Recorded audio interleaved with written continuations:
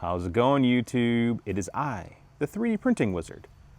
And you're probably asking yourself, wait a minute, I've come to your channel recently, and you don't really do much 3D printing. In fact, you do a lot of board gaming. And that is correct. To give you a short answer, the need for a 3D printing wizard has become very unnecessary in the year 2025. You don't need someone to look at the printer you bought and figure out all the cool modifications we can throw on there to make it work better.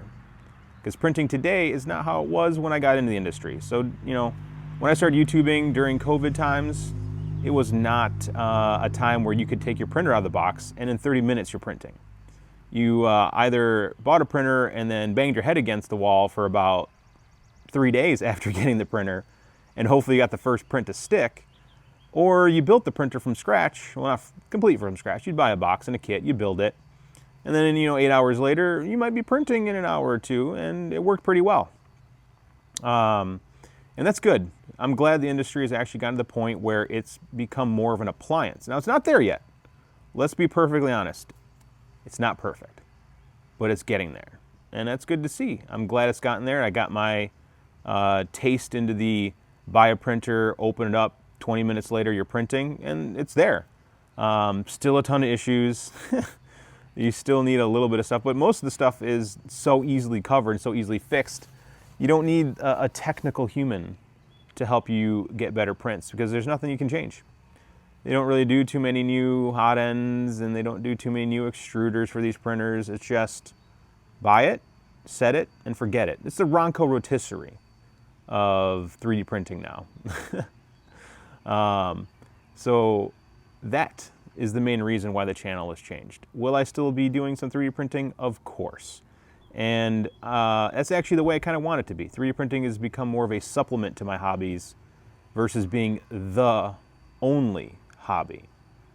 And I've always been a person that has a lot of hobbies, and 3D printing was an amazing one. The community's probably the best part. I mean, it's far better than the actual printing end and all the brand wars and whatever, but the community is the best part.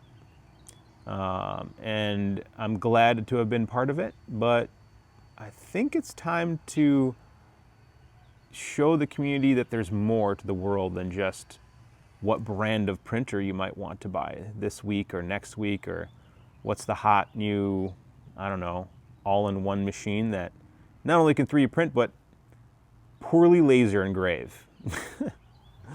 Yeah, that's a jab.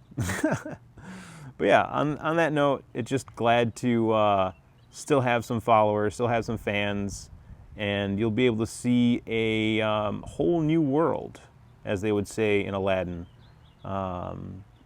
because I have more hobbies and more interest than just 3D printing. So stay tuned, stay for the ride, say hello, comment in the chat, if you show up to a live chat. If not, comment in the comment section. That works too. And until then, we'll see you soon. So, another common question that I get asked is, why board gaming? Well, it was kind of an interesting hobby. So my buddy Tim, he's actually on the channel every once in a while as Mr. Dotto. He kind of showed me a really cool board game, a couple of them actually, and they were kind of awesome. It really piqued my brain senses. My brain matter was all getting all intrigued. And I started getting into it and realized it wasn't just Monopoly, it wasn't just Risk, it wasn't Clue and Mousetrap.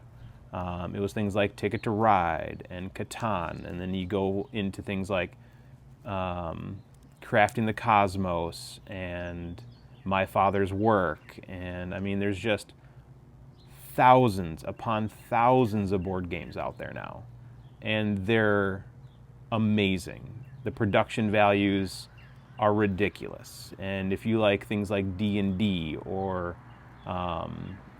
war games online or co-op multiplayers, they've got board games for you, and it brings a connection that I wasn't getting in other hobbies, because a lot of the other hobbies where you didn't have to really be in the same room with someone. And board gaming at its best is sitting next to your friends at the table, chatting, smiling, laughing, getting angry, feeling all the emotions basically, as you try to win or work together to win or lose gracefully. It's kind of a great feeling, almost like in the 90s when your best friends would all come over and you'd play couch co-op video games. That's what board gaming is. It's couch co-op, but it's disconnected. You don't take your phones, you don't do all the stuff, you just game. And it's great. I think it's probably the single most fun thing that anyone can do at home or at a friend's house. Besides some couch co-op, WrestleMania 2000 on the N64, some GoldenEye. I think those two are probably a little bit better, but this is just a pure love of having friends at the table, getting together and doing something fun that doesn't involve technology. I mean, some games do. Like my father's work uses an app, but you're still staring at a piece of cardboard versus staring at your computer screen, but you're talking, you're interacting, and that human interaction is the big thing. To go back to 3D printing, there's no human interaction. You don't invite your friends over to 3D print together. You get a printer, your friend gets a printer, and you print in separate rooms. That's what I really enjoyed the live streaming when I did that with 3D printing, because then we can have the community together. But in board gaming, the community, that's the other fun thing.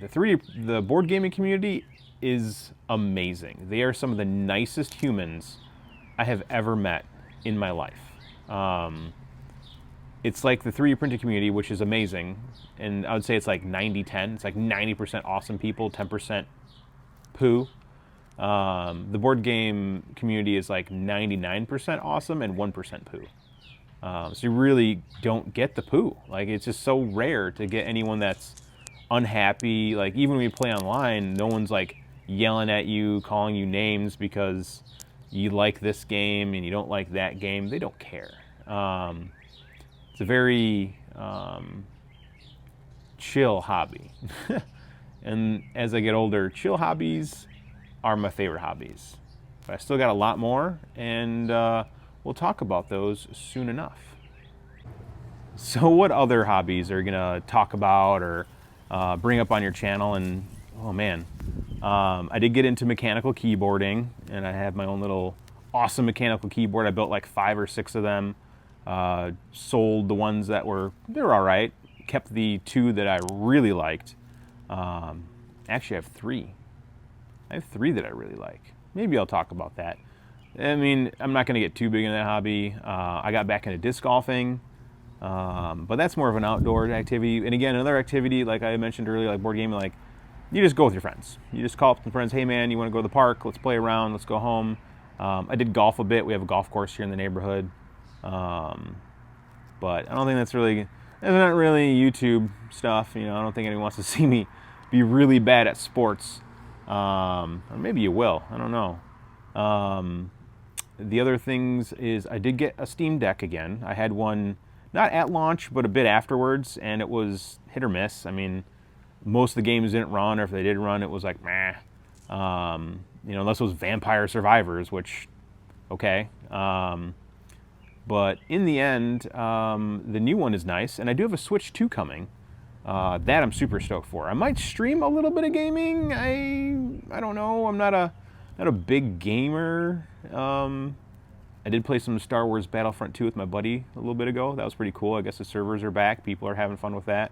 But in the end, I think it's going to be mostly board games, a little bit of 3D printing, and then I'll just like sprinkle in some other stuff. Because I mean, I really don't want to take cameras with me when I go fishing. I don't really want to take cameras with me when I go disc golf. Those are just like, that's my getaway from the world stuff. So I think a lot of my other hobbies are really to get away from the hustle, the bustle, the grind, as they say. So yeah, I think I'm going to stick to board games and the news on that. I might do some reviews. And maybe a little bit about the other stuff. Like if I get something cool, I might bring it up. But yeah, I think it's really just sticking to things that I really enjoy and sprinkling in some 3D printing in there. So, yeah, yeah, I believe that's about it. Oh man, so I get asked this a lot.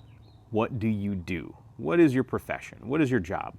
Um, I'm a photographer. I've been a photographer now 16 years, mostly doing weddings and portrait work, and I love it. It's amazing showing up to someone's most important day, having a blast, being part of the family for 8, 10, 12 hours, and then heading home and then re-experiencing the entire day through your photos, through your work. And it's awesome.